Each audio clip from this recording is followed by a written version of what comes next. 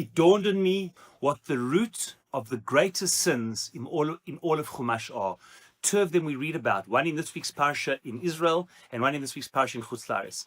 Chet HaMeraglim, the sin of the spies. How could it be that 10 of the great leaders handpicked by God to see the good in the land could not only see the bad in the land, but bring the Jewish people to a lack of faith, to cry desperately in the desert, believing there's no way they could go into the land? What brought Korach to challenge the unchallengeable, to challenge Moshe Rabbeinu's leadership, to challenge his choice of Aaron, to win over 250 of the great leaders, Roshei Sanhedrin, the great leaders of the Jewish people, to challenge to the very leadership of Moses and going down to their death, believing in the justice of their court? What brings a person to do such a thing? And of course, one of the greats, of course, Chet HaEgel. What brought the people then? Chet HaEgel, to challenge, to cry out to Aaron that they need to build an idol, to go back to the idols of Egypt. And then Chet HaMeraglim, and then Chet Korach. What's at the root of all of these sins?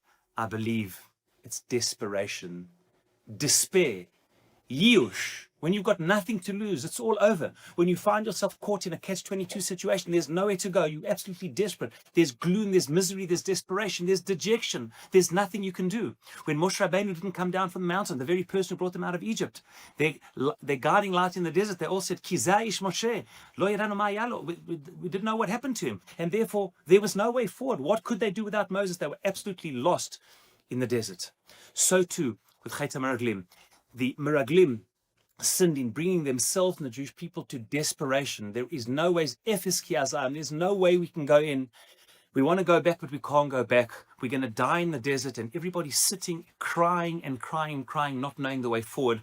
And of course, Korach in the parasha in Israel, the incredibly desperate move, especially if we follow the opinion of Rashi, and Ramban says this explicitly, that it happened chronologically. It was after the sin of the spies, where there was now dejection. The whole generation realized that all those between 20 and 60, all the men of that generation were going to pass out, die in the desert. When that generation was not going to go into the desert, they had, so to speak, they were desperate.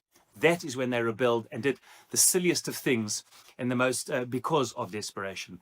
Despair, yiush, gloom and doom. This, I would say, is the antithesis of everything spiritual. The essence of Yiddishkeit, as Rav Nachman of Breslov has famously said in that famous song, those famous 5 words, Ein shum yeush klal ba'olam. There is no such thing in the world, according to the Torah perspective of the world, of yeush. Yes, there is difficulty. Yes, there is challenge. Yes, at times there's pain and tragedy.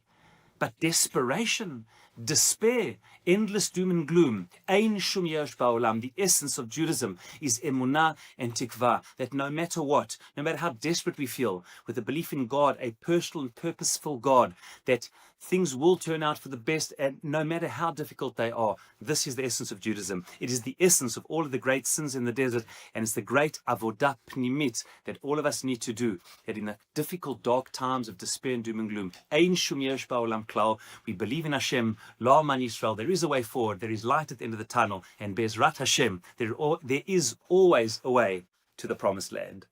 Shabbat Shalom.